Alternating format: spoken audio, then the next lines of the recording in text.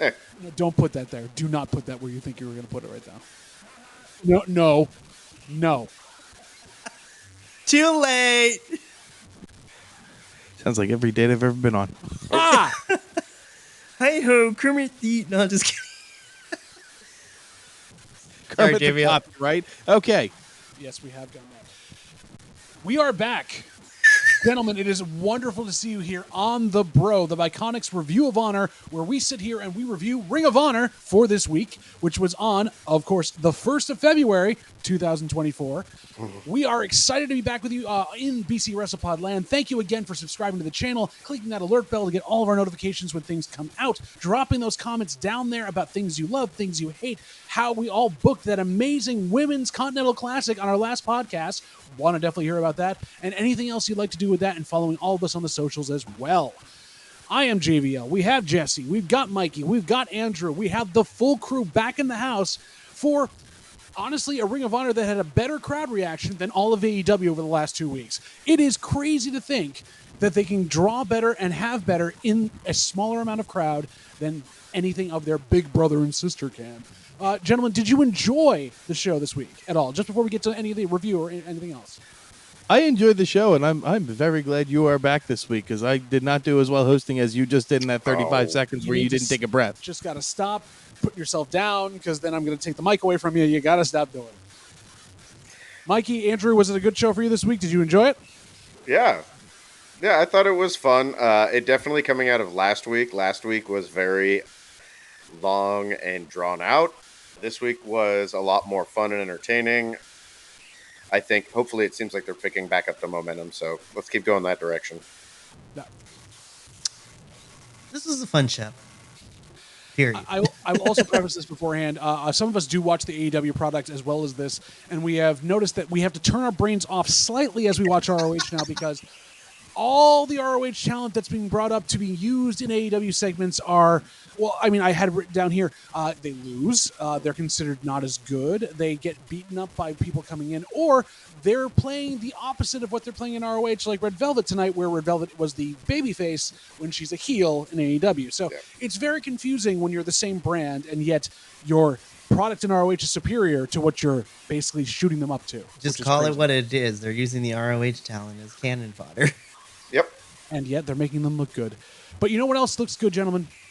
Dalton Castle's debut jumpsuit. Even in the state it's in, where he has been living in it for over 2 months, he started this promo off with Lexi. Lexi checking in on him again, and he's sneaking up to try to get the TVs in the commissary room, only to have a trap sprung on him that Jerry Lynn is randomly standing there.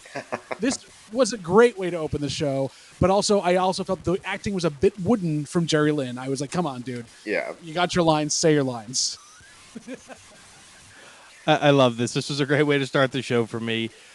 I will agree Jerry Lynn felt was like an odd choice there. It was like, why are you hiding behind the door?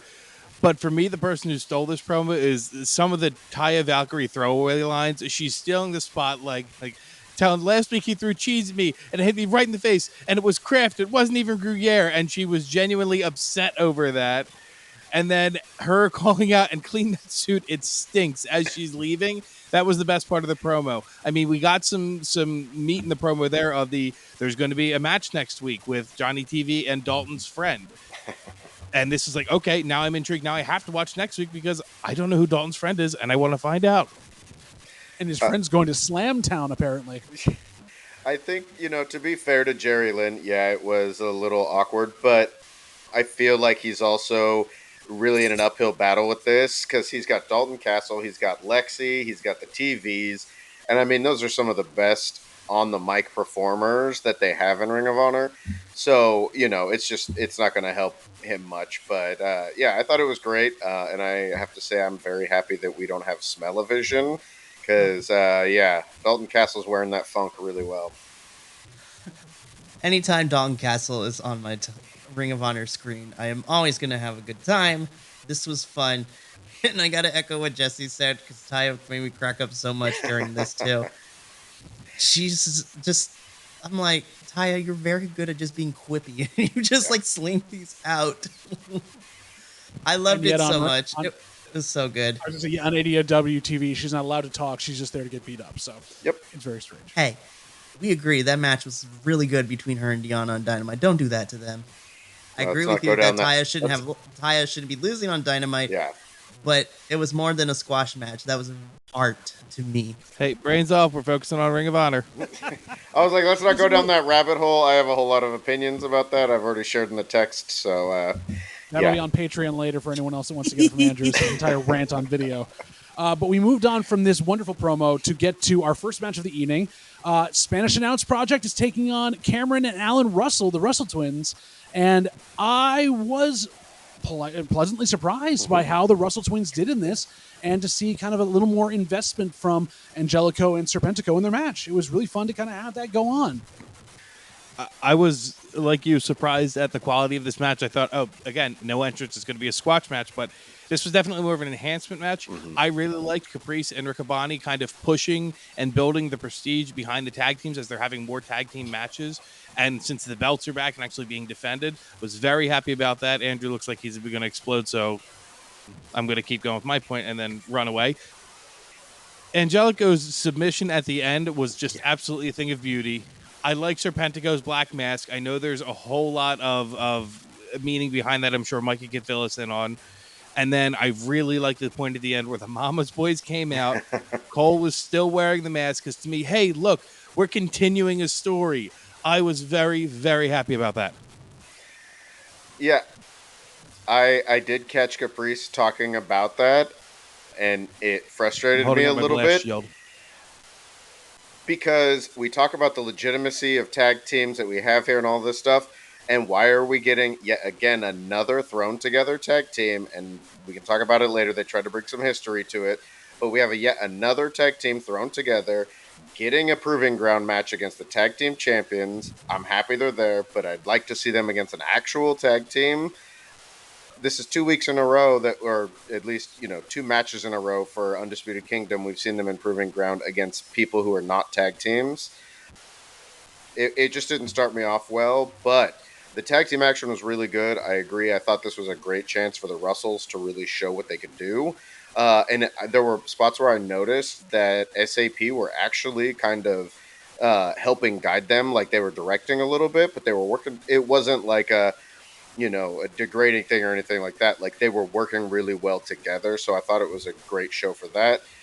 It was a good match for everyone involved. I did think Mikey was probably going to be upset about the Mama's Boy showing up with Cole Carter wearing that mask. But story-wise, I appreciate what they're doing with that. But yeah, don't tell me that we're going to appreciate the legitimacy of tag team and legit tag teams and then have put together tag teams fighting for tag title shots and beating established tag teams. And we'll talk about that later, but justice for the Outrunners too. I have one other question for you, Andrew, because you are the expert on this one.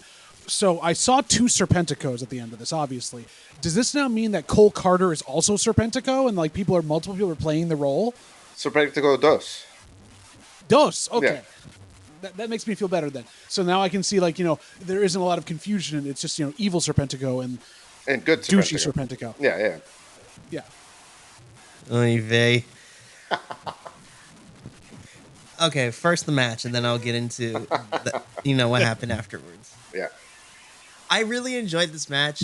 I think I've been a big fan of, Spanish Announce Project since we've gotten them in Ring of Honor, but they have become one of my favorite staples in Ring of Honor. They're up there with the Outrunners for me, just because I'm like, don't be fooled. They might be SAP might be laid back. The Outrunners are hokey, and their gimmick is kind of corny in the best way possible. But they are actually really good tag teams. And this was a fun enhancement match, as Jesse said. Now, when the Mama's Boys came out, I will admit, there is a small part of me that still didn't appreciate Cole Carter, wearing the mask. But I wasn't upset about this one, only because the mask was still in one piece. Which is, while I still don't like it being pulled off and being worn around like a trophy, it makes sense in the context of the story, because they're basically Griff Garrison and Cole Carter are like frat boy heels, kind of, is essentially what we're going for. And that's okay. But at least the mask is in one piece. I will never forgive Claudio because that mask was destroyed. He destroyed it and then wore it, which was JBL had to be there for my rant when we covered that one episode. But I will. Yeah. Oh, go ahead, Mike. I'm sorry. I'm not going to cut you off. that's okay. Last thing I'm going to say about this, I'm actually excited to see where the next chapter of this feud goes. And I'm excited, hopefully, if they do the right thing, SAP gets a lick back, and then we go into this 1-1, and then we have something. Funny enough, I would love to see these two teams at Supercard of Honor have a blow-off match in some capacity. It'd be a good, like, second or third match on the card, like something like that to like keep the energy going. My only point to say there is that the beauty of him wearing that mask is he can't really talk, and we've learned that Cole Carter not talking helps him so much. The gyrations. But But me and Andrew have kind of talked about this when the few times you guys haven't been here, me and Andrew ran the show. We're kind of Cole Carter's kind of growing on us where we don't necessarily hate it as much as we used to. That's only because he's, talking less. So using it sparingly is That okay. doesn't counter my point at all. That enhances my point. speaking of enhancing a point, because we'll move on from what we've got here, we move on to one of the MVPs of this year so far of Ring of Honor in Nyla Emmy Rose. Camacho. Yes, Emmy Camacho. So good. So I'll set this up as it is. We knew a squash was coming because Nyla Rose was coming out to take on Emmy Camacho. She's wearing Athena's vest, which I love as well. It's really throwing that off. Catch That's the that. whole point It was there. so good. But what I actually enjoyed about this made story sense. If I see Nyla take on Athena's students week after week, running them down, that's a squash I want to see because they're students. They should not be beating a professional wrestler who's been out for a couple of years. And the fact that it's Athena's students draws that storyline in even more without Athena being there. So having Emmy have a decent little bit of flurry, a little bit of offense, and then Nyla just completely destroying her worked well in my estimation. Yeah, no, I agree. I think, I like that they told us that she was one of Athena's students. I'm kind of okay with Nyla going on kind of this squatch run because my first thought was, oh, she's basically like doing what Wardlow did, is just going to blow through people. The difference is the character quality that she is getting in promos and even in the ring. In this squash, there was one moment where she did that dive and she like looked to the hard cam for a moment. It was just like great little bits that she throws in that makes it entertaining and continues to tell the story that she's been telling. And that, I don't know if she's used that finisher before, that kind of torture rack into a cutter, but that was awesome. I'd love to see her use that more. It was quick and fast, but it told the story and it showed us more of Nyla both physically and mentally, and I really enjoyed it. Yeah, I agree. I think she definitely needs to keep that torture rack cutter. That thing was beautiful, and there's so many power bombs out there. It's something that's different and sets it apart slightly.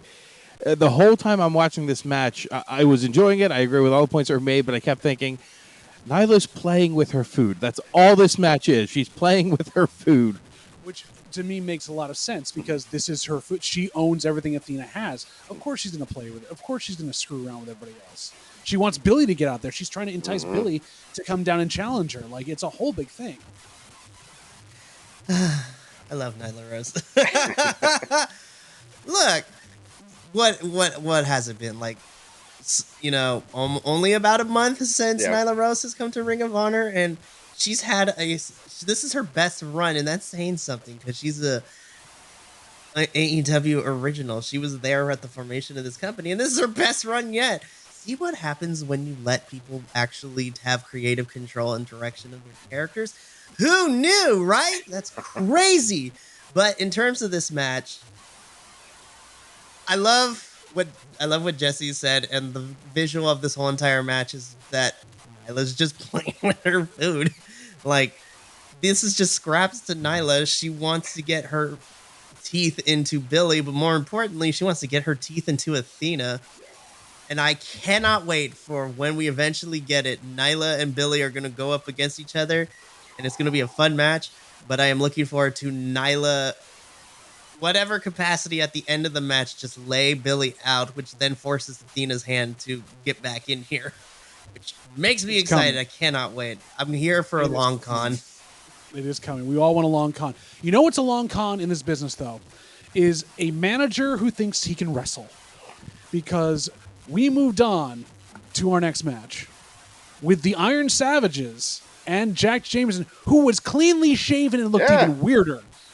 Like, I don't know what I was did wrong not with like that. They broke the number You one s- rule of having facial hair. You shaved it. Right? But taking on Braxton Hunter, KM, and not Serpentico, John Cruz. Man needs 2 paychecks, and I did ask, so is he getting paid for both characters? Is this like a 1 paycheck kind of thing? Like, how Imagine does if he this work for was. him? That'd be kind of great. Yeah. What if he got paid at 2 different rates, though? Like Serpentico got a higher pay rate than He John Cruz should. did. He should. He should. Player versus an enhancement talent. It makes Yeah. sense. Okay, but like also I'm kind of becoming a John Cruz like on the bandwagon for Yeah. this one. I was just like, that match But yes, against Jack Cartwheel has made me like John Cruz even more. I was like, okay, this could be very fun. And John Cruz was also playing it up on the ring apron before he entered, too. Like, I'm not Serpentico. No, that's not right. Yeah, yeah. And he's healing it up in a lot of ways to really offset Iron Savages, who looked like they were having a lot of fun until Jack Jameson got in and was trying to show off a little bit. He's getting better week by week because he's getting the reps in, but he's holding them back. I don't want to counter that point 100%. Okay. I do believe he is holding them back. He's a good mouthpiece. He's not a good wrestler. But they are learning from that because they had him in at the beginning of the match, and that was it. He did a pump handle slam, which actually looked really good and safe for him. I was very impressed by that.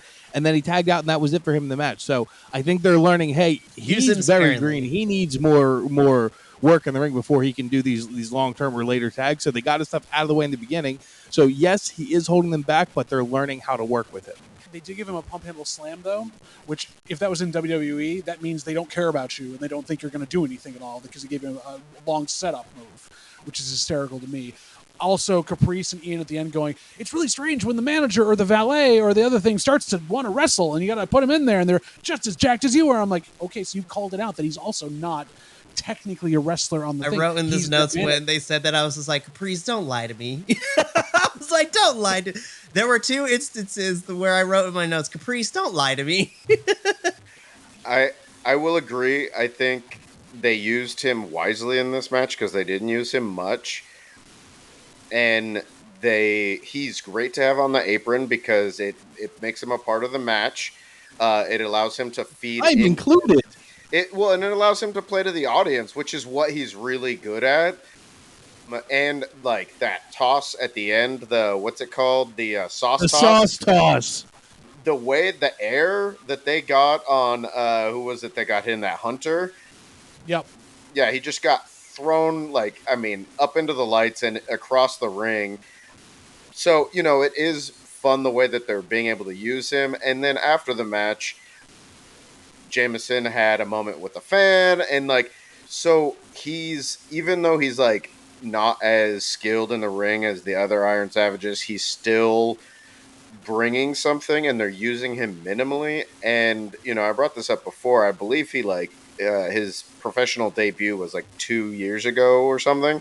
So he's super new, and the sport he came from, he was like a bodybuilder, fitness kind of in that area. So it's a very different realm.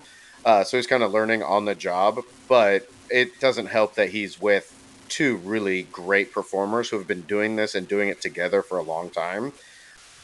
So I thought it was good. I thought it was a good use. It was smart to use him sparingly. He is the road dog of the Iron Savages. I dig it.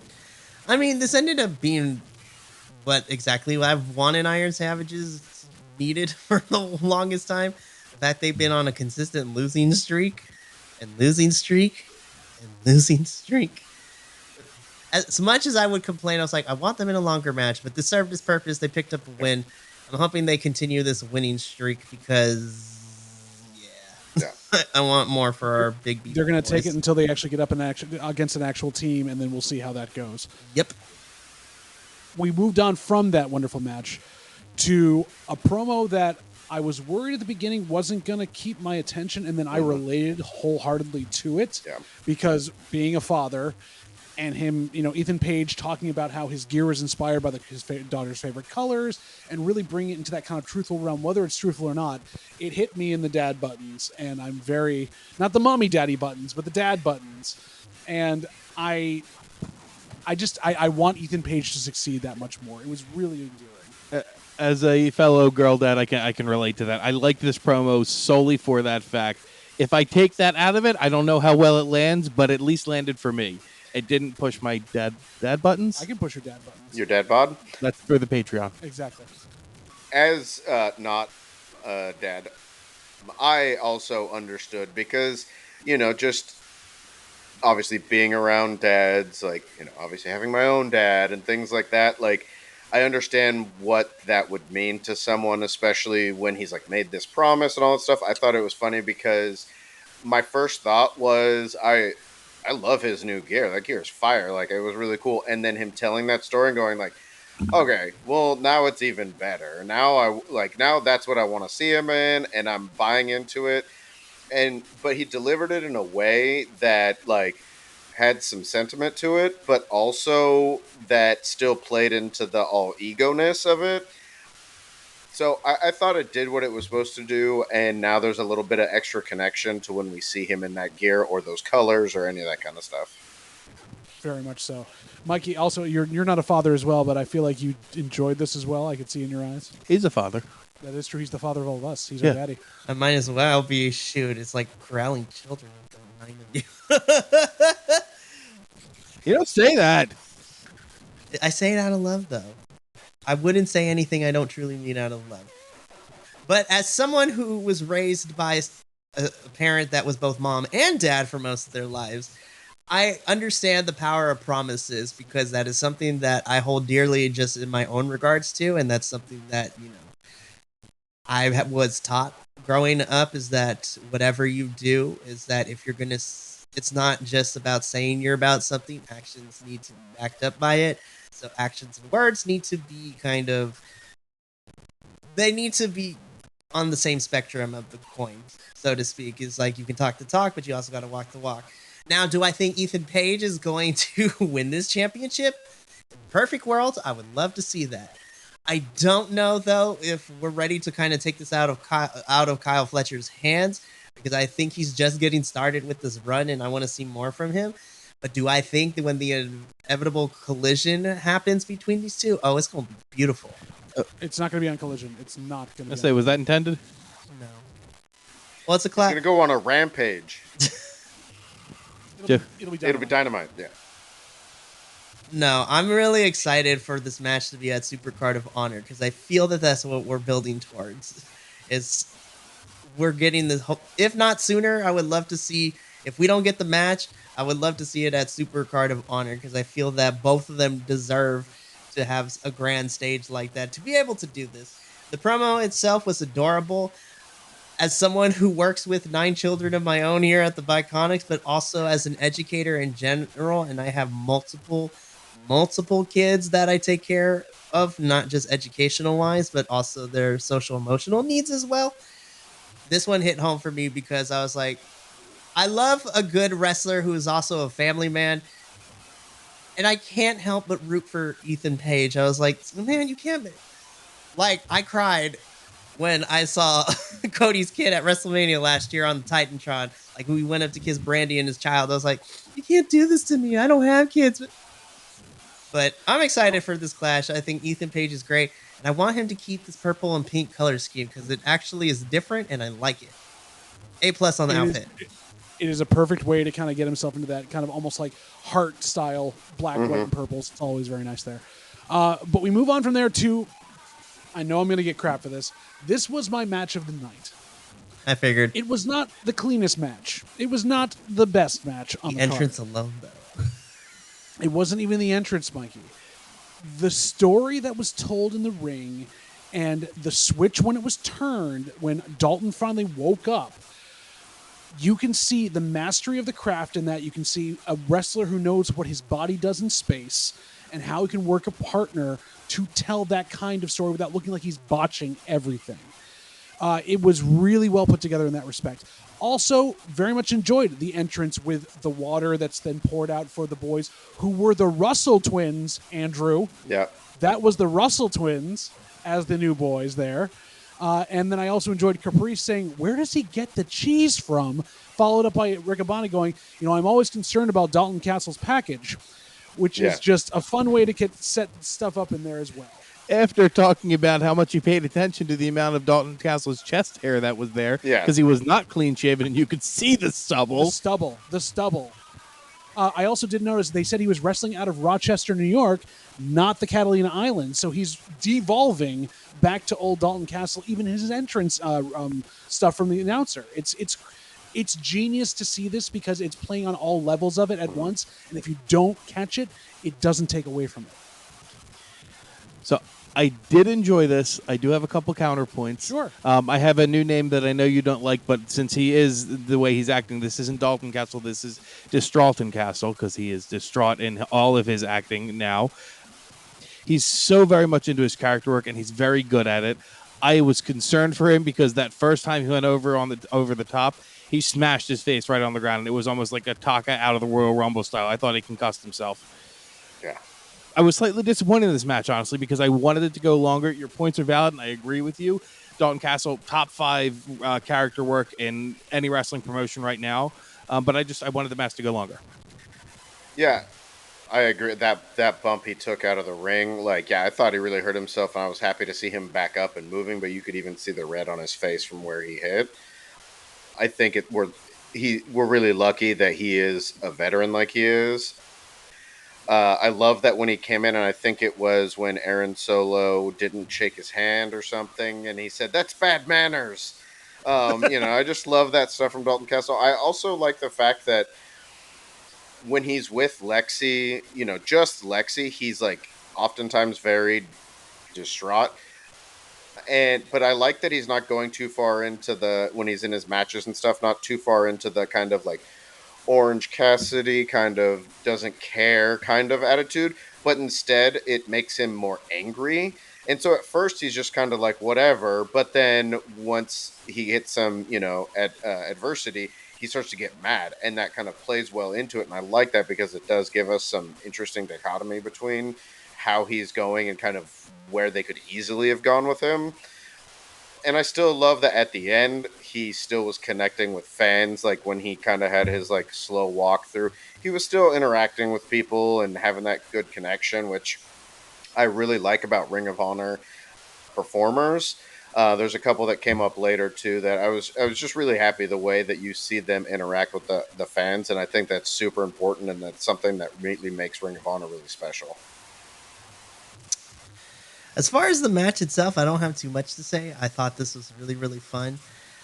This was not my match of the night, and I will go as far to say as I love the in-ring storytelling, but as far as character work, this was not my character work moment of the night. That comes next. No, I'm in the minority when I say this. I like seeing Aaron Solo here in Ring of Honor. I think because with the bloated roster currently where he was beforehand, I think being able to work in Ring of Honor just gives him a different utilitarian purpose in a way, I guess is the best way to put it. The sense that he was presented one way and he was working one way over on Dynamite and in AEW land, but in Ring of Honor, it feels that he looks happier is the best way I can put it. I mean, he still lost the match. I would love to see Aaron start to build up a win here and a win there out to kind of balance out the losses. But he looks happy to be here, and I'm happy to see that he's not constantly thrown into what we have called the black hole that is always being put in a faction. But yeah, Dalton Castle made me laugh. I may or may not have made a meme with him on the cart. Always good to see on that, and that keeps us happy with what we see there, and also engaged with some of our favorite wrestlers. Just like we're engaged with a certain wrestler when she does promos with Lexi Nair, Nyla Rose. My God, this is my promo of the night. God, I can't even every beat was hit correctly. The throwbacks and breaking the fourth wall to Lexi, like talking about where Billy is, the change in gears. She has been wasted for years in AEW where she hasn't been able to do this type of stuff.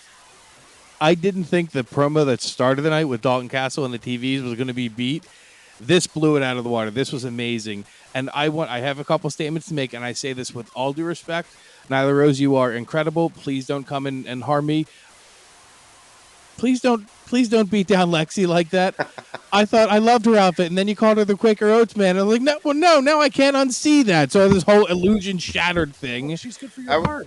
I was thinking more Colonel Sanders, but a little bit. No, hey, get out of here. You don't talk like about Lexi like that. She's a gem. Lexi sells feel really well, and Nyla Rose can be absolutely terrifying when she looks right down the camera lens. I loved at some point Nyla was talking about Athena's actions and minions and all that kind of stuff, and she called them dumb, and then Lexi just like under her breath, that's not dumb. And then Lexi almost broke when Nyla was just kept tapping her in the chin, and she's like, isn't that right, Lexi? And it was just like so good. It's so entertaining. It's so fun. Like really, we would have the best promos in professional wrestling on Ring of Honor, even if it was just the Nyla Rose, Athena, Lexi, Billy storyline and the Dalton Castle and the TV storyline. Those sets of promos that we get every week from those group of performers is incredible. It's amazing. It really, really is. So, strapping kids, we're about to go to class real quick. So, this hat comes on when I talk about some writing in terms of characters, storylines, and things like that. But normally, it is to critique bad storytelling and bad character work. I'm here to give praise because this is how we do character work proper. For those of us that have been following Nyla Rose for a very long time, her current character arc in Ring of Honor is exactly like her social media game. Like, she is this funny on the internet. There's a reason she has been voted by wrestling magazines like best social media of the year for like 2 years in a row. Not only is she quippy, she's funny, and I love her smart comebacks for the haters too. It is so good. And of course, we have all been subjected to Nyla's stint when she was a commentator for Evil Uno. Like wrestling, mystery wrestling, yep, mystery wrestling role. she is great, and what I loved about this is that, as Jesse and Andrew mentioned, is that taking what both they said, what I appreciate about Nyla Rose in this iteration is that there is a duality to her character in depth. She could be hilarious, she could be funny. She almost broke Lexi a couple of times. The one moment I caught is as she was listening to Lexi kind of try to not tell her where Billy was. It was a really quick thing, but I picked up on it where Nyla just turns to the camera out of the corner of her eye and just goes, and then goes back into it. She just looks at the camera like, girl, what? But then she put the fear of God in me when she started yelling, and Lexi's like, I'm gonna back away now. And then that's where we get the native beast version of Nyla Rose. I'm like, on one hand, I'm like, don't hurt me, Nyla. But on the other hand, I was like, yes? The question mark? I'm frightened and slightly turned on. I don't know how to feel. Huh? So we were asking, but we didn't want to interrupt, but we had to figure this out. Do we remember what she called the cameraman? Because that was the one last thing I couldn't write down or remember what she called him. Oh, she called him the John Legend. Yes. That's what it was, the John Legend looking cameraman. Yeah. I had to pause because I was crying of laughter. This is how we do good character work. This is how you add depth to characters. And I'm just putting it out there. This is what happens when you allow the wrestlers to have creative control of how they present themselves. And Nyla Rose has never been more comfortable in my life than she is in Ring of Honor. And now I kind of want her to stay here. Yes. Dynamite doesn't get her back anymore. AEW doesn't get her back. And I will fight Tony Khan for that. You just want to fight Tony Khan all the time, it seems like. Every week you find a new reason to fight him. It's not that I don't like Tony Khan himself. I just don't like the way he handles his business. I'm not saying I would do any better, but I feel that there are certain things that are just, I don't know, something called common sense, but obviously not. But I can't hate him because he is a huge fan of professional wrestling, but that doesn't necessarily always translate over into good managerial skills. He could probably be good morale for the wrestlers, but maybe not so much of a booker. We should get different people for that. That's Yeah, I can definitely see that as well. Like it's just it's a constant thing he's got to work with there. We do then go on to the match we alluded to earlier in the evening, which was the Proving Ground match with a thrown together tag team versus the Undisputed Kingdom. Sorry, the Righteous were later on in the evening. This was though. For a thrown together tag team, because they were NJPW strong folks and they've also worked together. Fred Rosser and Filthy Tom Lawler we're going to take this to the limit. And I was actually enjoying the fact that they got down to the last couple of minutes they had. I wish there had been a timer to show us that, but it really took it there. I thought it would be amazing in my head where we get someone that gets through the Proving Ground, and instead of stopping the match there, it just turns into a tag team match, and then they get destroyed and lose. Because they beat this, if you want that to be that squash part of it, they do finally beat that Proving Ground timing thing and still lose. Mm-hmm. Yeah, I mean, I liked that commentary did what they could to make them make sense as a tag team. They both did great. I do feel like Tom Lawler like hurt his left knee at some point because he was able to move on it, but then when he would stop, you would see him kind of like favoring it. I talked about it last week. I talked about at the beginning of the show about throwing these teams together. I will say at least we're getting to see these titles actually be displayed on Ring of Honor. Even if they're not being defended, at least we're getting to see Proving Ground matches that are supposed to have some meaning to them.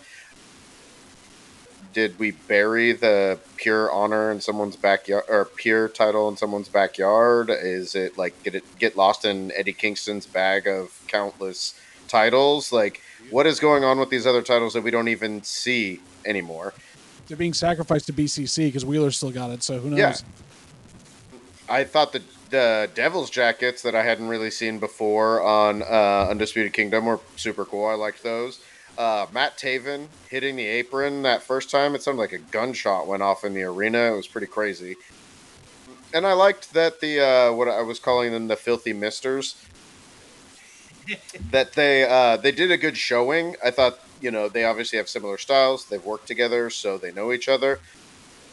But if we're going to see that, let's see them do that against another tag team. If we're going to do these Proving Ground matches, there's plenty of other teams that could get this, win that opportunity, just like various briefcase symbols, whatever, pick your chance when you get to fight the champion thing. And then let them go and lose if they're not going to take the title off the champions, but make these Proving Ground matches mean something. I like this match. I thought it was a very hard-hitting match. I think my favorite spot was the Tom Lawler, what was it, the battering ram bulldog into the corner spot. I thought that was pretty creative. I hadn't seen that before. Totally lost my train of thought there. Oh, that's what it was. Andrew, I'm making Mikey and Andrew here, I'm making a non-executive executive decision here. Andrew will be naming all of the thrown together tag teams from now on. He gave us the Mama's Boys. He gave us the Filthy Misters. So that's it. Andrew gets to name them from now on. Seconded. Sweet. Mikey, do we get a vote on this? Or is this... No, wait, never mind. This is not a democracy. I mean, I am You're El Jefe here. As the residential tag team expert, of course. Duh, that's like a given. So, Andrew, welcome. You have a new position. You're naming all the tag teams between all the reviews that you do now. Which more on that later. And I've got just one more thing to say because I've asked for it 3 weeks ago. I asked for it 2 weeks ago. I asked for it last week. So I'm going to speak directly here. Tony, please, don't listen to any of their lies and listen to my truth. Give us a timer for the Proving Grounds match. Thank you. I almost got lost in your eyes there.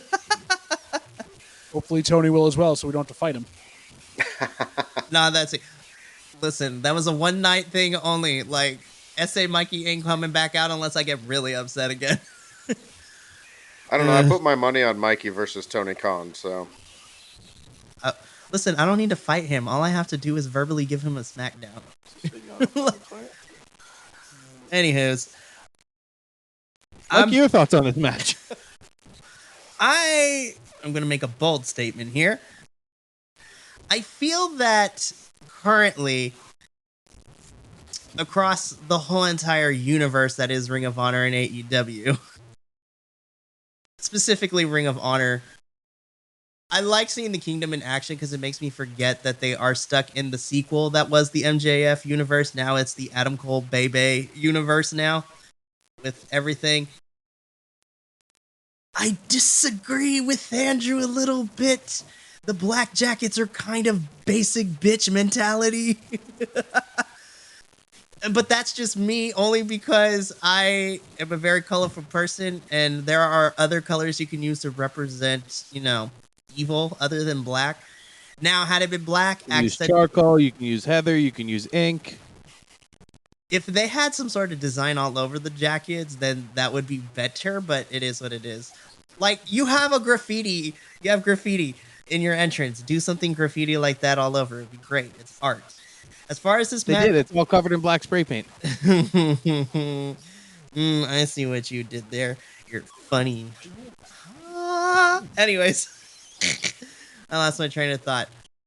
I'm biased. I like Tom Lawler. Filthy Tom Lawler is one of my favorites. I'm actually happy to see him wrestle. I just need him to stop getting hurt or looking like he hurt himself, because ever since the summer of 2023, he has just had a string of not being able to compete when he was supposed to. He didn't get to compete at Forbidden Door during the summer.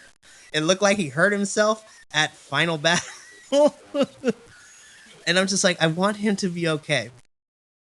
I really, really like this match. I loved that the Filthy Misters is what. God, I can't believe we're calling them that. I love that the Filthy. Perfect. I love that the Filthy Misters took the Kingdom to the limit, but of course, it's the Kingdom. Matt Taven and Mike Bennett are probably one. I say that FTR is a pretty good tag team. I would put the Kingdom as probably the top tag team right now in my eyes. But that can be. I can easily go back and forth between those two. In terms of Western, because there's a lot of international tag teams that I think are far better than what we normally see on regular American television.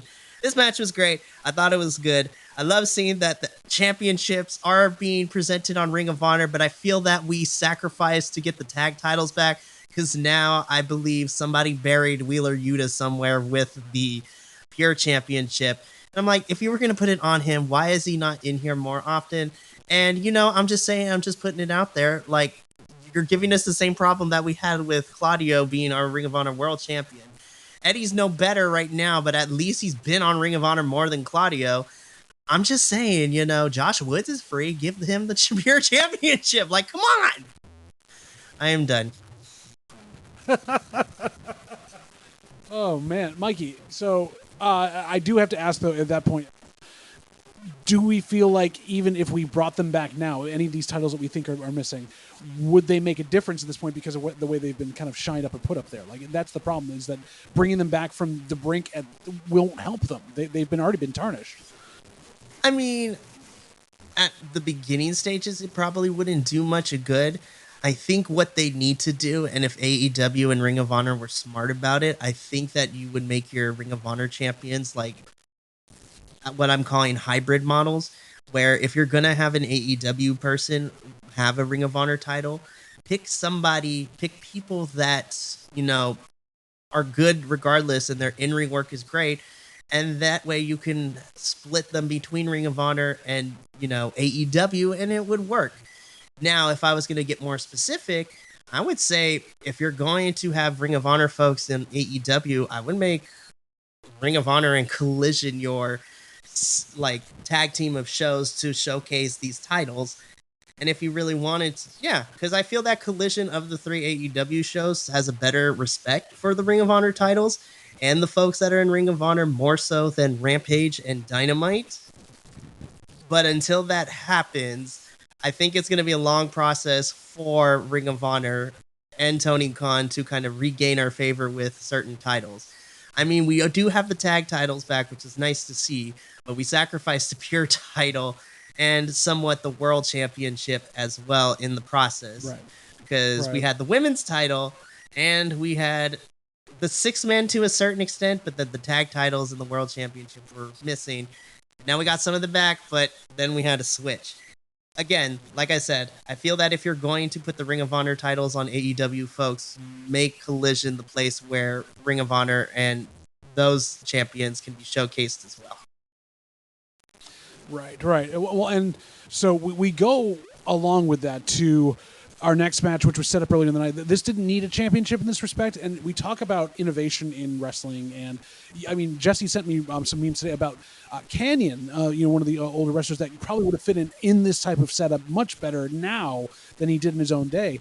Slim J's in that mold because he's doing stuff that folks will probably be using as their finisher in like 3 or 4 years, 5 years down the road.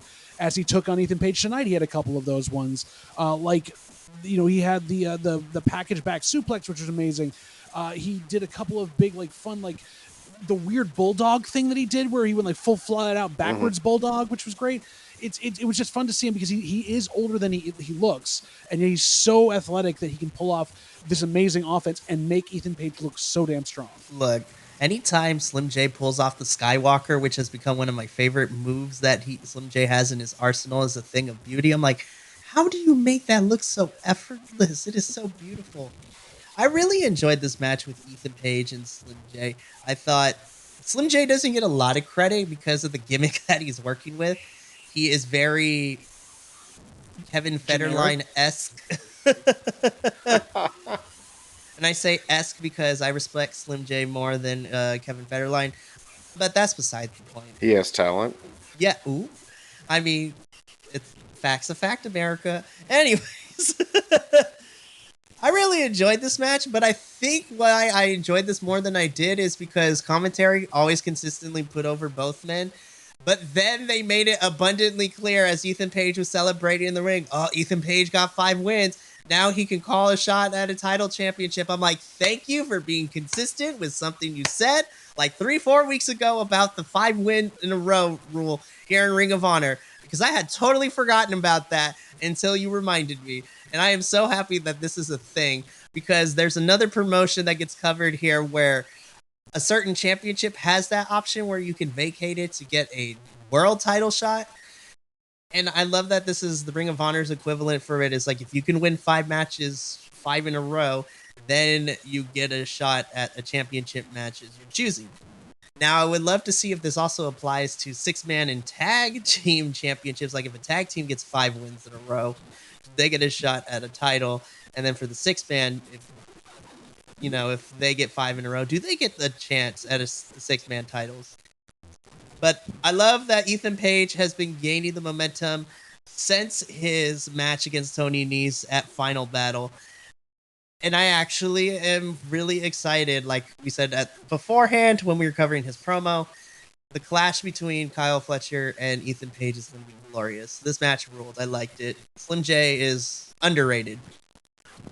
Did everyone also enjoy Ethan Page walking back to get a bigger pop coming out too? Like, Yeah. he's like, I'm just going to take care of this. Perfect. Honestly, that was my favorite part of this whole match. I hate to say it.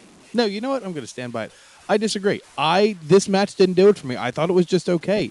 It felt very clunky and very stiff for me, which is not what I'm accustomed to with the Slim J match. Now, I know Ethan Page is bigger in size than the other people Slim J's been, wrestling with over the past few months, but it just didn't do it for me. And the only way I can sum this up is, we have Ethan Page wrestling 2003, and that's it. That's the match. You know what, Jesse? I see your points. They are valid. I just want you to know that. Thank you. I will also disagree, but with Jesse, I also enjoyed this match. But, we all obviously had our favorite parts of this. I will say, Jesse, that my match of the night involved the Righteous. But with this match, my favorite thing of this match, and this is not to take away from the action, was this was another engagement with the audience, was Ethan Page when he went up to the corner and he yelled down to someone in the audience. He's like, I'll sign it afterwards, right? Get that pen ready. And he interacted with them. We didn't see afterwards. I'm sure he went over and did that. But it was just a reminder that Ethan Page is a fan of professional wrestling, but he's also he appreciates the fans. And just like Nyla Rose on social media, he does a lot of stuff. He does a lot of interactions. which just makes me appreciate him. Even if he goes heel, like, I can appreciate who he is as a professional wrestler. And then in the ring, I thought this match had a lot of action in a short amount of time. I actually thought that Slim J was a good heel against Ethan Page, even if Ethan Page isn't full face. Slim J is just kind of a slimy, weaselly kind of character. I thought that worked well against Ethan Page, and the High Flyer versus the Powerhouse I thought was a good matchup. Yeah, I thought this was a really fun match. I really enjoyed it. I think the way that we're going to see Ethan Page pick up that victory against Kyle Fletcher is if AEW is deciding to do something bigger with Kyle Fletcher. Right, exactly. Speaking of doing something big with someone else, though, because we got to the next match, which was Billy Starks versus Killer Kate. I was surprised that we didn't have Nyla Rose interference on this, but this was kind of fun for her to do. I love the commentary called out that Billy Starks was pushing Rick Knox around and getting him out of the way, or whatever the referee's name was, basically, because he was in the way for her entrance. She was sort of going heel in certain ways, and she definitely had the electric chair package drop was crazy, but also scary. And then she really sold that elbow off the tope that stopped her from going on it. That was like, ow, I couldn't think my neck would not turn that way, but still. Stop copying my notes. I do my best. This is exactly what I had. I love the cradle package electric chair driver, whatever you want to call it. My concern around that is that going to be her new finish? And is that predicated upon the fact that Serena Deeb is back? And I know, Andrew, you had mentioned that earlier in the week with us, because I hope that's not the case, but like a crystal coffin remains to be seen. Yeah, I love that. It's kind of like an electric chair inverted power bomb almost. And I like the fact that Billy is strong enough to so far pull it off against a couple of our opponents. I really enjoy Billy's switching, which is kind of funny because I think that works really well against Nyla, because Nyla does the same thing, but it's very different. Like, Nyla Rose has this, she's laughing, and that almost makes you more scared of her.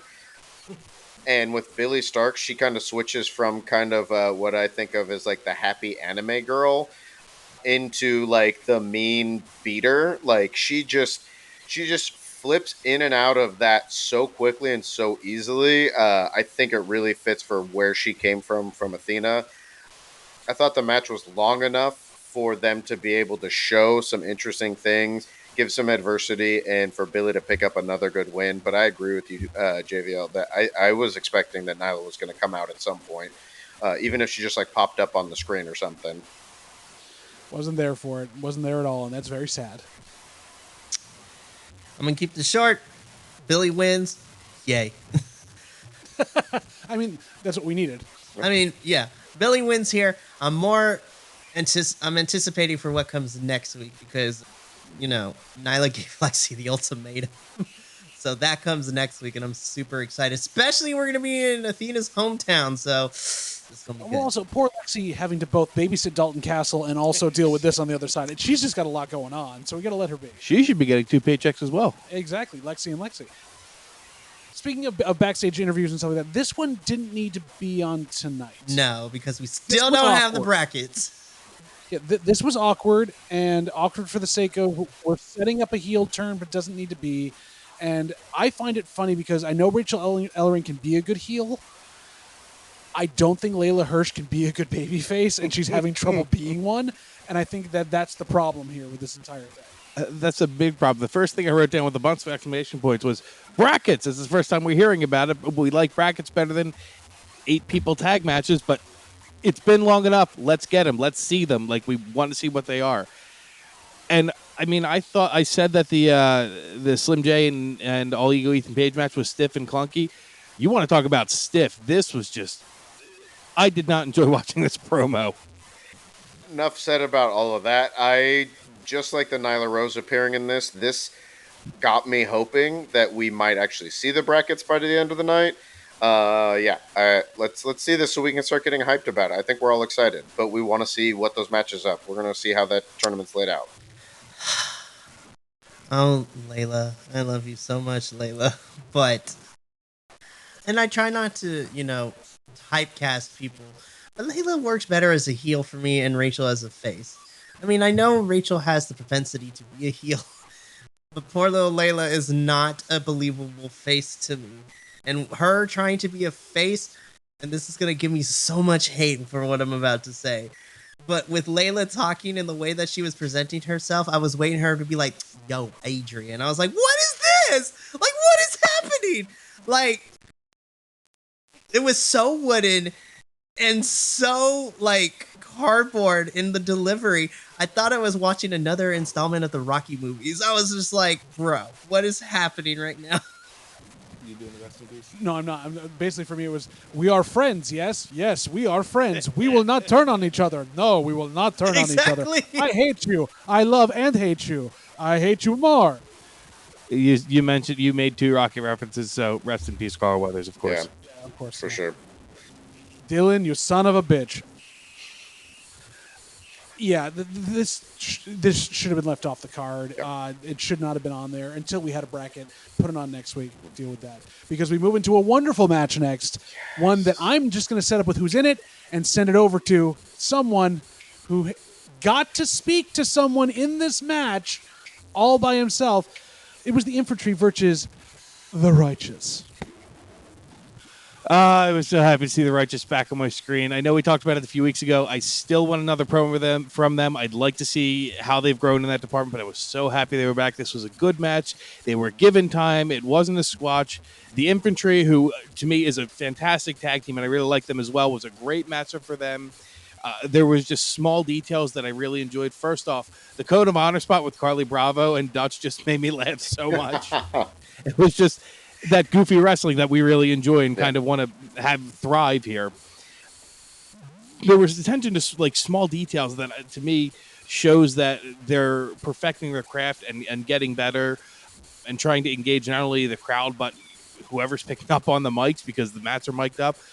Dutch has got one of them in a bear hug, and you can hear Vincent yelling in the corner, squeeze, break him, squeeze. And those kind of things to me are important and they resonate. Like, they've got such passion for it and they want this to keep going. They want to get their message across and get other people to believe them as well, which is amazing. This was a fantastic match for me. It was my match of the night.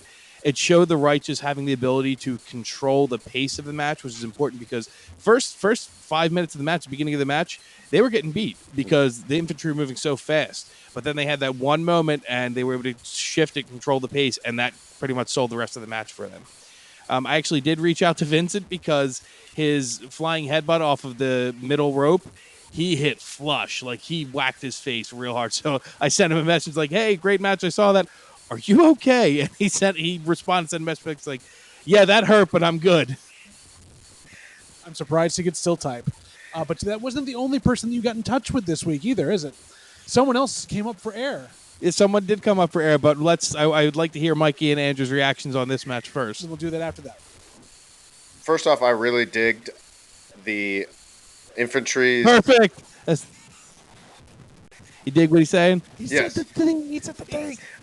The Infantry's black and white gear to go up against the Righteous wearing, all white.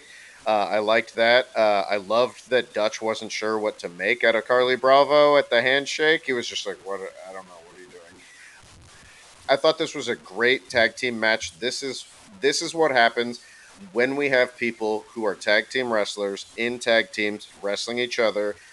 This is the type of win. These are the wins that the Righteous need to have from now on. They need to be beating the other tag teams in Ring of Honor, because they should be the ones that dethrone the Undisputed Empire. Empire era. Sorry, too many UE things, UK things, to win the Ring of Honor tag team titles and hold them on Ring of Honor. This was great. The Infantry looked good even in losing, because they looked like a really strong tag team just against a stronger tag team.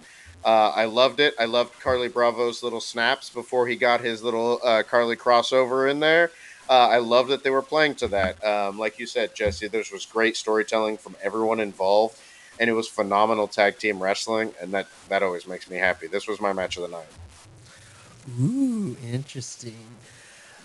I really enjoyed this match. The Infantry, I wasn't too sure of what to make of them when I first saw them, but then the longer they we watched them over on Ring of Honor. I've become a big fan of theirs. And then to learn about their story as well as Trish's story in terms of like where all three of them come from and, you know, why they are called the infantry and whatnot just makes me love them even more. I love when you, as a tag team, are able to kind of blend your comedic style of wrestling, but also know how to flip the switch and become a serious contender in the tag team division, which I think the infantry do very well. And honestly, I can't believe I'm going to say this, but the Righteous have done a very good job, and they have been winning, and they have been putting on really good matches. And Vince and Dutch have literally reconstructed themselves after the embarrassment that they suffered at the hands of the 2-on-1 handicap match.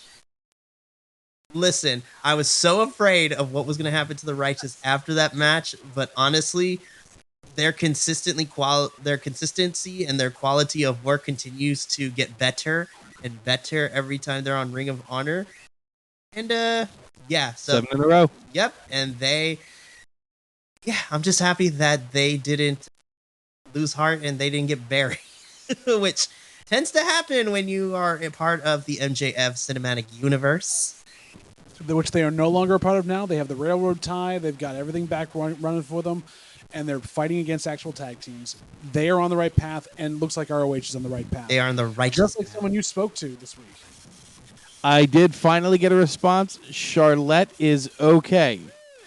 I reached out to them because we haven't seen her in probably about 4 or 5 weeks now. Robin's getting a push, which is awesome, but I got a little concerned. Is she injured? She did finally reach back out to me and said, hey, I'm okay. Thanks for checking in. And she appreciated that we were concerned about her. Aw, yeah. Yeah, I got extra worried when Robin showed up on another show, and I was like, okay, now it's extra weird that we don't talk about that. Well, she lost, right? Yeah, I mean, of course she did. Yeah, I forgot who'd she fight. Doesn't matter. She's going to lose. Well, it depends on who she fought, because then I may make a case. I mean, if it's on AEW, but it was on AEW. Anyway. It doesn't. Yeah. I mean, Either way, it doesn't matter.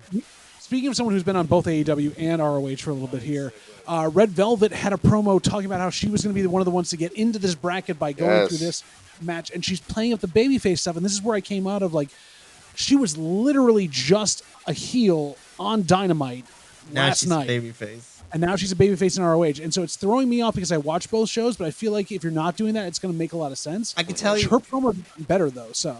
The promo was so good. I loved it. And I could tell that this is a face run, because you want to know why? It's not a stereotype, but this is what I noticed. And just, I've heard Red Velvet say this in interviews, you know, on the independent scene. In order to give herself a distinction between Red Velvet, the heel, and Red Velvet, the face, she's wearing her little Afro puffs. I was like, okay. And it's, for some reason, it's a common consistency because, you know, Naomi/Trinity has said the same thing. Anytime she's in Afro puffs or Afro braids, is like that she's the face. I got to give it up to Red Velvet. Since returning from injury, I was just like, oh, you have skyrocketed up to one of my favorite women's wrestlers right now, outside of Athena and Billy in Ring of Honor right now. I love that she kept the whole gimmick coming from your mama's kitchen. Like, it still gets me every time. And I don't know, man. I feel that she's out here wrestling and giving promos like she has nothing left to lose. There's such a different fire underneath her. And I'm kind of happy to see her since the breakup of the Baddies, which she was a part of, and having her go out on her own, coming back from injury, I think has done wonders. And I'm super excited to see where this leads. And I'm going to be honest, if she continues to win me over every single week, I may have a triple threat of who I'd want to win this television title once we get those brackets. I'm just putting it out there. I love me some Red Velvet. There's a reason it's my favorite type of cake out there. Because of her. No, I think this is great. I think this is another example of someone who was getting lost in the mix in other places. Come over to Ring. Nice. Yeah.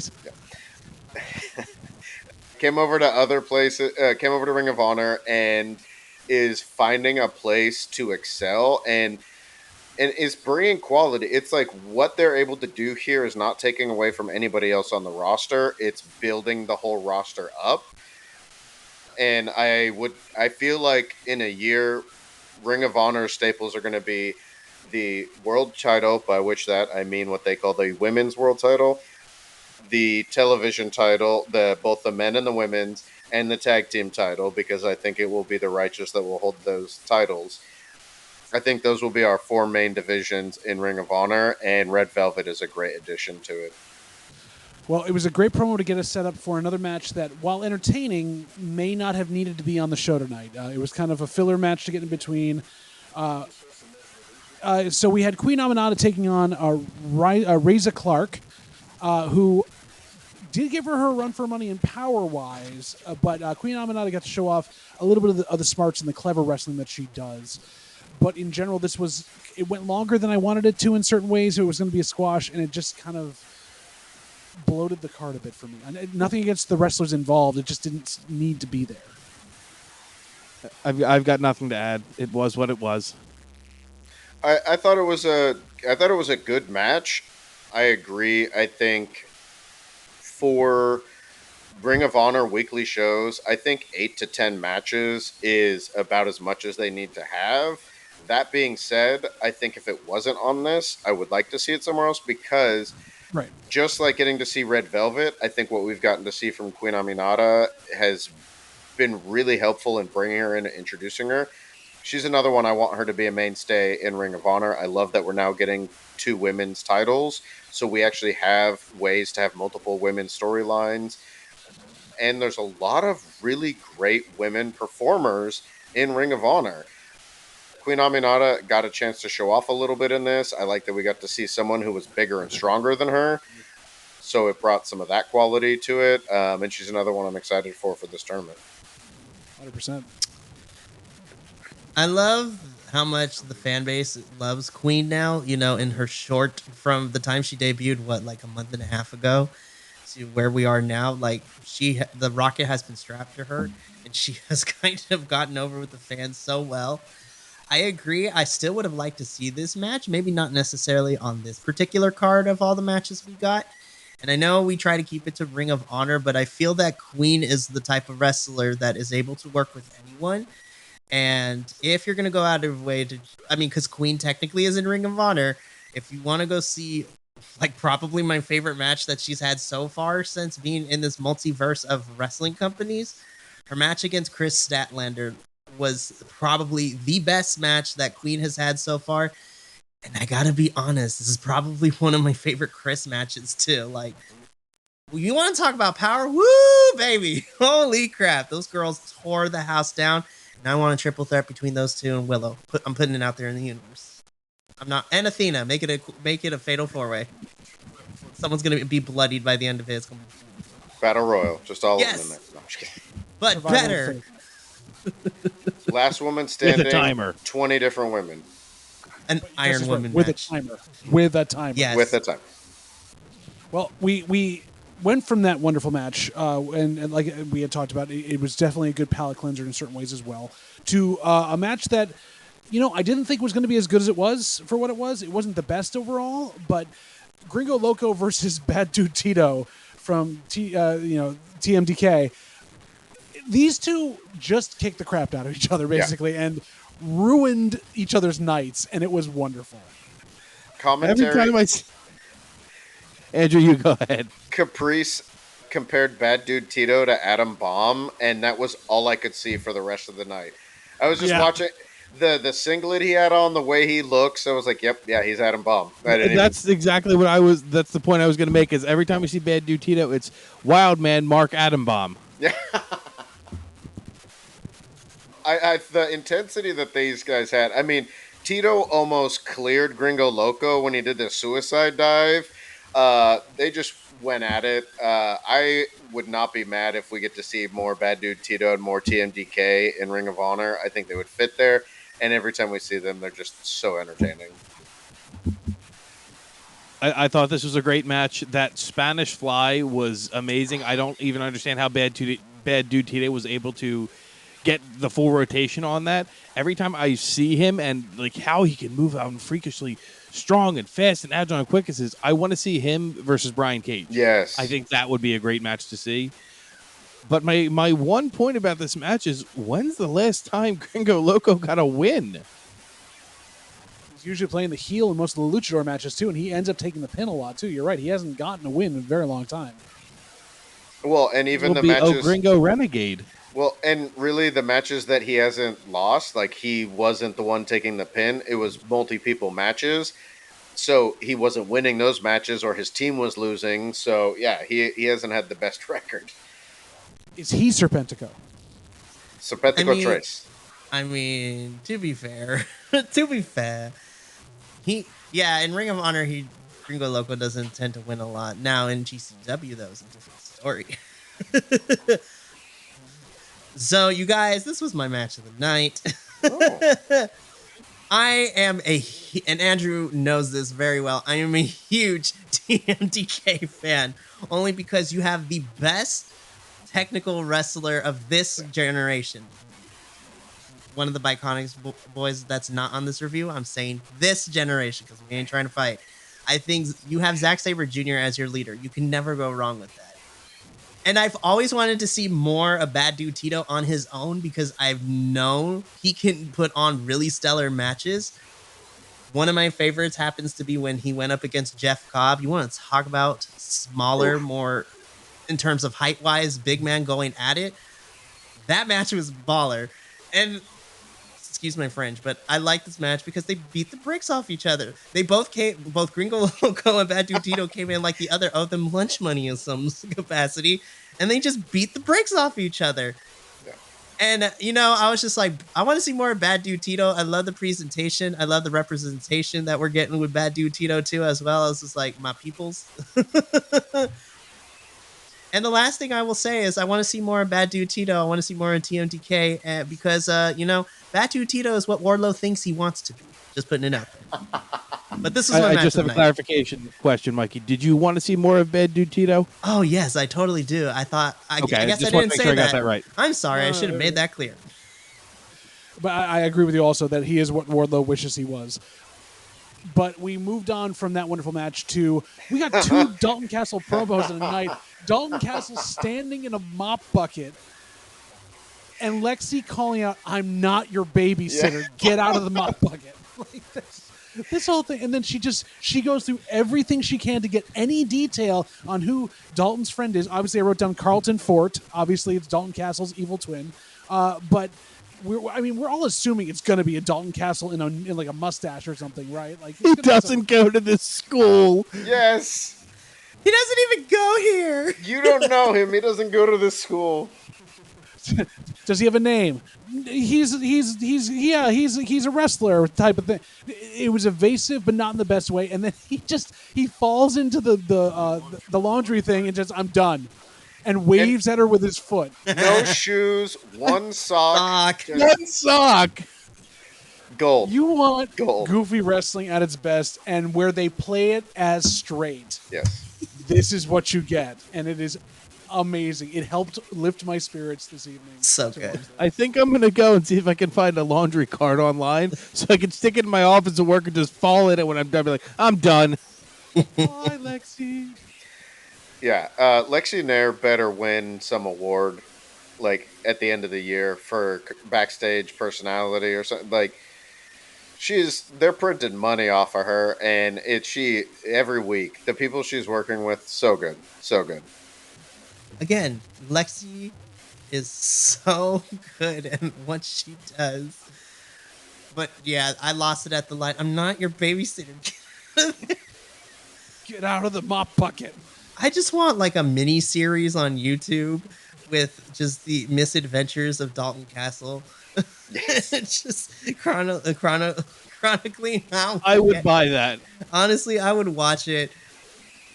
That mini series so much. Would it be more along the lines of like one of the WWE produced documentaries from the 90s, The Self-Destruction of Dalton Castle? Yes. The slow fall of Dalton Castle. Dalton screwed Dalton. Oh my goodness. We could come to that though, but we got from there. We went over there. We know obviously it's going to be Dalton Castle and a mustache, something else, which we move on to the first of two 4-way survival of the fittest matches. This one with Trish Adora, Red Velvet, Kiera Hogan, and Diamante. The lovers are fighting. Kiera Hogan and Diamante having a little tiff. And I did wonder to myself, have they practiced these moves at home a bit? Because they were a bit cleaner than everyone else's. The short answer to this is yes, in more ways than one. But anyways, okay. So we got two four-corner survival matches back to back. This was probably my favorite of the two that we got. I think both of them I enjoyed what I saw in both of them. But yeah, Kiera and Diamante, I was just like, yeah, you could tell that they practice. Like, you could tell. I was kind of surprised to see Trish not do Trish things, I guess is the best way to put it. I don't know. Something for me kind of fell off with Trish. And I mean, granted, you have 4 women in the ring all at once, so everyone's got to get their stuff in. But yeah, it felt really weird. And I feel like Trish was just missing from a couple of spots here. And I was like, this is kind of weird because we know Trish is really good in the ring. And I mean, we know she can go in the ring. This just wasn't her night. And you know what? Everyone has an off night. I wonder if she's still feeling the effects of getting the bricks beat off by Julia. Because Lord have mercy, that match was brutal. I feel like Jesse's got some feelings about this match. This is a safe space. Express your feelings, and we'll tell you why you're wrong. This is not a safe space, clearly. We were on the precipice of greatness here. They had such a strong start. Everyone got some moves in. Everybody looked strong. And then all of a sudden it was like, yep, it's been 4 minutes. Wrap it up. Give them time. You didn't need that 4-person one at the end. Yeah, I was happy about Jack Cartwheel, but let the women work. This could have been so good. Instead, it just turned into another mediocre multi-person match that this promotion started to become known for. Caprice and Ian did jinx it early on because they said in the first 2 minutes, this is great. You don't see this a lot in 4-person matches, but everyone's still in there. It's not 2-on-2. It's not people rolling out of the ring. Everyone's still in there getting their licks in. And this then was the second part where I wrote, Caprice, don't lie to me.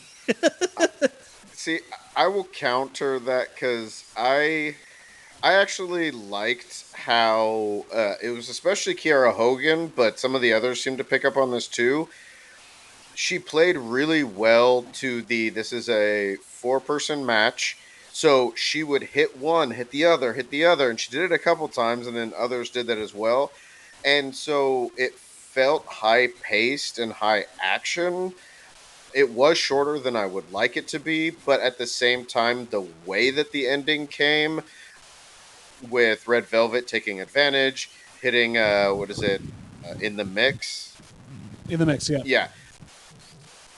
To finish it and really take advantage of it, I thought what we got to see was how each of them kind of worked with the stipulation that they were in. I do agree, though. They talk so much about how these multi-women matches are to give them an idea of what the brackets are going to be like for the TV title. That means that these matches should hold some more weight. For me, that means this should have been the main. And then maybe if they made that the main, they could have given them more time, make the men's match a little shorter. But that being said, I did like what we did get to see from them. And I'm hoping that just like it looks like they're paring them down as we get closer and closer. So maybe we'll get, a triple threat next week or something. I don't know. But that seems to be the route that they're going. But I did like to get to see what we saw from the 4 people that were in this match and see a bit of their ring psychology. But yeah, they could have definitely give them more time to go into depth in that kind of stuff. Well, we moved on from there, as we talked about, to our other 4-corner survival match, which was 4 different gentlemen. Obviously, the mentioned Jack Cartwheel, Blake Christian, Lee Johnson, and Alex Zane, who I haven't seen in quite a long time on ROH, which was kind of cool to see. Well-worked match in a certain ways. There was a little bit of botchiness there. Very happy to see Jack Cartwheel working. Very surprised by the end. That's all I'll say about that. I'll let it to you. I was very surprised. Me, can I go, please? Yes, I have some thoughts too. Thank you go you. first. Yes, go ahead. Why was this your main event? First question. I would love an answer to that if anybody has one, even if you're not part of this team. Somebody give me an answer. Even make one up, and I'll be happy about it, okay? Blake Christensen using what was it? He used Lee as a weapon, throwing him as he was doing a clothesline. That was a cool spot. Alex Zane's front flip sidewalk slam was a cool spot. Yes. Why Lee Johnson? Why? What are we doing? He's not over. The people are not behind him. They're not doing anything with him story-wise. This is his second main event that he's been in, the second that he's won. But why? There's no reasoning behind this. I don't get it. And I'm not going to say the really mean thing that I said during the past 2 weeks, but you know what I'm talking about. I don't know what we're doing with this. With his losses in between those two main events, Yes. too. Like, he's lost a bunch in between. Well, and to add on to that, Jack Cartwheel is so over. Like, why is he not winning this? Like, I feel like he's so obviously over in this match. Every time he went to do something, like, the fans were all about it. Like, it felt like, oh, I just call an audible and let him win the match, because he is the one that the fans are cheering for. I agree. It should have been the Proving Ground match, or it should have been the Fatal 4-Way that was before this one. That should have been the main event, because those matches carry weight, and that's what your main event should be. I'll give it a week, maybe 2 weeks, for us to see Blake Christian and Willie Mack tag again together. They brought it up when he came down. They beat an established tag team in the Outrunners last week, and if we don't see anything about that, that's going to irritate me to no end. Would you want him and Willie Mack to take on Fred Rosser and Filthy Tom Lawler as the thrown together tag teams? To see who's going to get a title Those shot. are the Dirty Misters, thank you. Yeah. Filthy Misters. Filthy Misters, yes. Yes. So, and what was it? It was oh my goodness, I totally forgot the name. The Heart of Mac. Yeah, the Heart of Mac. Heart of Mac, Yeah. yep. So, the flipping sidewalk slam face buster thing, I had to stop and go back and watch that a few times because that was insane. But, I mean, it was a fun match for what it was. I really enjoyed the action. I do not understand why Lee Johnson won. It should have been Jack Cartwheel or Blake Christian that won, because at least it carries on with what's happened. And put Zane back with Archer so they can become their tag team again, because apparently all that stuff we did with Lance Archer and the Righteous was for nothing.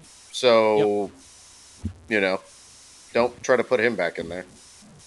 Cut this match off. Give your women the time. Yeah. There's your ending. The way it's set right now for me, and I'm casting judgment right now on this particular episode, the women's four-way did not deliver as it should have. This match, the men's four-way, made no sense. Have Dalton Castle's foot waving Lexi goodbye be the ending of the show, and I'd have been happy. Like I said, the 8 to 10 matches is what they should have every week, and we got 12. We had too many. We could have got, more quality of promos that we know that they can do, or we could have given more time to the matches that could have used it, or I don't know, your show could be a little bit shorter, But yeah, it was a few too many things trying to throw in there, but at least it wasn't 15 of them this week. Very true. Mikey, you take us home on this one, because I know you have thoughts on this as well. It's Mikey's match of the night. Well, it wouldn't be, because I already said what mine was. I know, I'm just kidding. Okay, so let me start with the positives. So, I feel very lucky because I have seen more of Alex Zane's work, especially because he did a stint in a little indie promotion, as some of the other Bi-Conic boys calls it, and I thought he fit in really, really well. And so did Blake Christian. They're all over the place. This is where it gets tough. I don't agree that Lee Johnson should have won.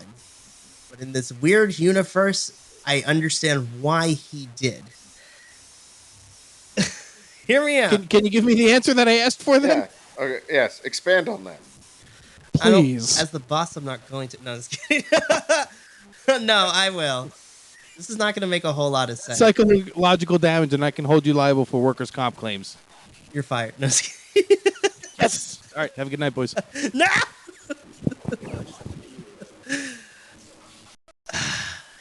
I don't necessarily agree with it, but in my little brain of mine, Lee Johnson winning, I feel, and this is the saddest thing, I I think because Lee has been on this multiverse roster for a while and we really haven't done anything, if I'm going to be completely honest, and this is really sad to say because, you know, I know more of Lee Johnson's work in the independents than I do here because he's presented better on the independent scene than he is on this roster, unfortunately.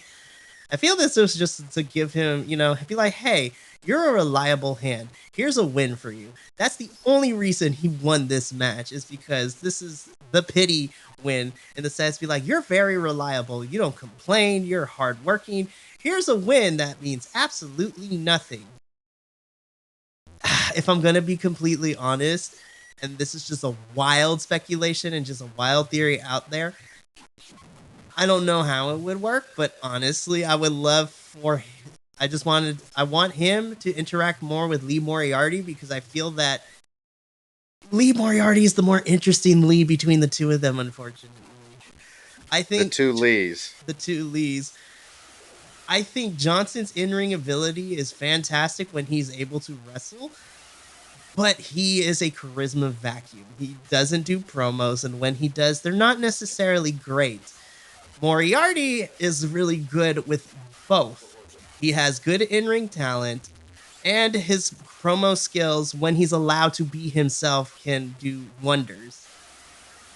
This is the only reason why Lee won is because it's a, hey, good job, kid. Here's a win that, you've been losing so much in your reliable hand. I don't agree with it, but I think you need to do something to inject some sort of excitement into Lee Johnson. I thought we were getting something when he was feuding with Moriarty, but then they cut that thing really quick. And actually, I would kind of like it if Shane Taylor Promotions picked him up and put him underneath their wings and then showed him their ways and then slowly start to corrupt Lee Johnson and give him a bit of an edge. Because I think that three-man, team of Shane Taylor, Lee Moriarty, and Lee Johnson would actually be very fantastic to watch. And it would inject something that Lee Johnson definitely needs. I totally understand with all of us with the consensus that we should have given this win to Jack Cartwheel because he's the most exciting thing. But what I'm thinking in terms of long term is that we love Jack Cartwheel with a burning passion because he's the shiny new toy that is in Ring of Honor. What I'm hoping is that we know the athleticism is there, but I need to see Jack cut promos. I need to see him interact with character work because the athleticism is there, but we haven't seen any other facet of it. And I need to be able to see the other two things in terms of promo work and just what direction he wants to go with his character in order for me to be like, okay, he's got all three. Now we can legitimately say he needs to pick up a win here. But we're getting right now is just the athleticism, and his in-ring charisma is great, but does that translate to character on camera work is the question. And I think he has it, but I need Ring of Honor to give me that opportunity to see that. So while I would love Jack Cartwheel to pick up a win here, I think if they give us too much too quick, he's gonna get discarded and lost in the shuffle if it turns out he can't carry his own on camera with a microphone in hand as well. That's just me. We'll have to see as we go into the future with that whether Jack ends up coming around. But we've come to the end of our bro. But before we shake hands and observe the code of honor again, because we again forgot at the beginning, because I forgot this week, what were your empanada scale for this? And we have talked at length about what could have gone where, what could have been there. We just need to know overall, what was this to you? 7.25. Would have been less if the righteous hadn't been on my screen. I give this 8.3. It was shorter than last week, heading back in the right direction. There were only 2 squashes. That was really good. Could have been a shorter show, but what we got was some really good stuff. So I enjoyed it for the most part. Great. I give this an 8 out of 10 empanadas. I thought for the majority of it, the in-ring work was great. Had some really fun backstage promos as well. Just some minor things that need to be tweaked and improved as they've already been covered through this review. But 8 out of 10. I honestly enjoyed it. And an hour and 45 minutes was so nice compared to the almost 2.5 hour show we had to deal with last week. I do apologize for not being here for that. I did watch it. I just didn't have to review it. But I gave it a 7.5 out of 10 empanadas because had they restructured the night the better way, it would have been an 8. But we had to have it that way where it was. Gentlemen, hands in. Observe the code of honor if you'd like. Andrew, feel free to kick our hands away. It's okay. We've appreciated it to go through Ring of Honor. We really do enjoy being able to watch this. We're one of the few people that go through and go through Ring of Honor every week with you. We're happy you join us on that journey. And of course, as per usual, for Jesse, for Mikey, for Andrew, and for myself, thank you for being here. And remember that you are Bi-Conic. We're all Bi-Conic here at the Bi-Conic Wrestling Channel. And we'll see you in the next video. And we'll keep talking. The cat is trying to climb up on Jesse again, which is wonderful. So, Like, are you trying to do the Billy Starks thing? That's my thing for Ring of Honor. I'm doing that. Okay, got it. I was like, yeah. Did you? So we gave them collectively. We gave it a 7.7. Is our collective score for this week. 7.8 if you round it up, because it was 7.76. But how do I digitize that for someone like an eighth or 8 out of 10 parts of an empanada? But also, I've been doing this for the last few shows, and no one has noticed so far when we do the Code of Honor. Mm-hmm. So if one of you put your hand out to do the Code of Honor. Okay, never mind. Do you notice the difference? Put the same hand out. You put the same. You put the same hand out? No, I put my left hand out because I noticed in Ring of Honor, only the heels put their left hand out because usually most people are right-handed, so they put the left hand out so then they can hit with the right hand. So it was just a fun thing. Interesting. Oh, okay. Now I got it. Now I'm gonna keep my eye on that. Honestly, that's so good. You pick up on the best stuff, Andrew. You really are like watching with hawk's eyes and pick up those small things. I appreciate you so much for that. It's the theater background. It's the stage manager background because I'm a theater person and I can usually pick up on a lot of stuff. You're observing because you always have to. What is happening over there? It's too bad your cat hates him so much. Exactly. No, my cat has become his parrot, basically. Yeah. No, this cat is my cat when I'm here. You just need to do the show like that. Your neck That might be a little distracting. It might. And I don't want to take any of the glory away from the three of you. Very and then I have fair. to blur her face because we don't want her face out there on the internet. Very That's a problem.